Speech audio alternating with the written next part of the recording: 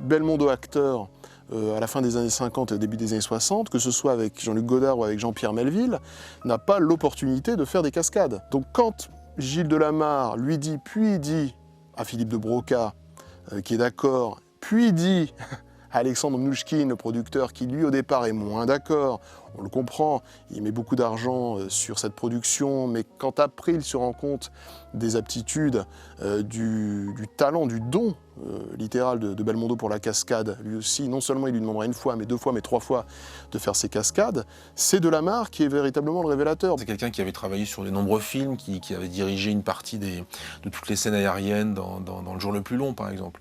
Et c'est lui qui fera aussi, qui doublera Belmondo pour le saut en parachute dans Les Tribulations d'un Chinois en Chine. Il n'a pas sauté en parachute, Jean-Paul, hein, je crois pas. Non, non, c'est Gilles qui le doublait. Mais Gilles était parachutiste aussi à l'époque. Toute la séquence aérienne, bah, ça c'est Gilles Delamarre, vraiment Gilles Delamarre. Là, nous, on ne savait pas ce qu'on pouvait faire avec un avion, on était à 3 mois de là, vous vous débrouillerez. Pas moyen de se poser. Tant pis, je saute.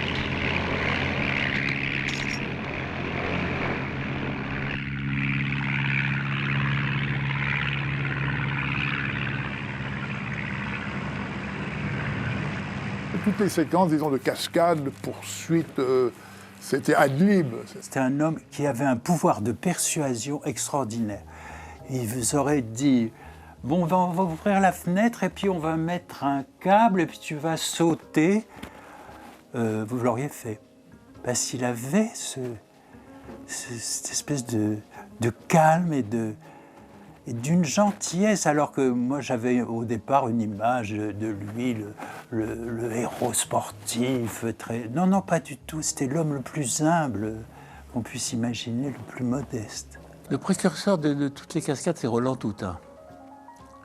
Mais Roland Toutain, il prenait des risques, alors que Gilles Delamarre, il en a fait un métier. C'est lui qui a commencé à organiser. Une cascade, ça s'organise, ça se prépare.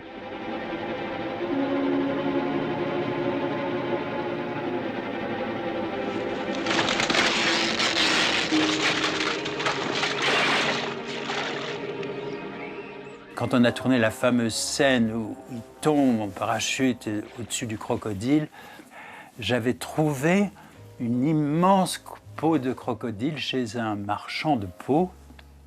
Et c'était leur espèce de fétiche qu'ils avaient suspendu dans leur magasin, enfin leur hall.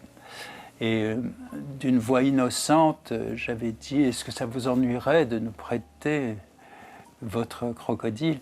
J'ai dit non, non, non, des gens très gentils. Donc je me suis emparé du crocodile et j'ai amené, je dois dire que j'ai fait j'ai eu un certain succès quand j'ai montré la peau de crocodile, parce qu'elle faisait, je sais pas moi, 5-6 mètres de long.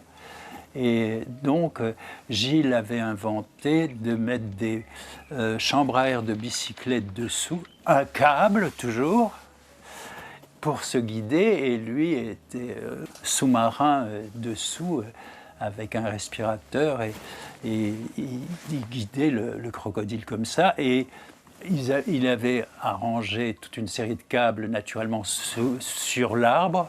Belmondo tombait, et alors Belmondo disait que c'était une des scènes les plus embêtantes à faire, alors qu'il avait fait des choses beaucoup plus difficiles, mais il n'aimait pas cette chute brutale où il était retenu à la fin.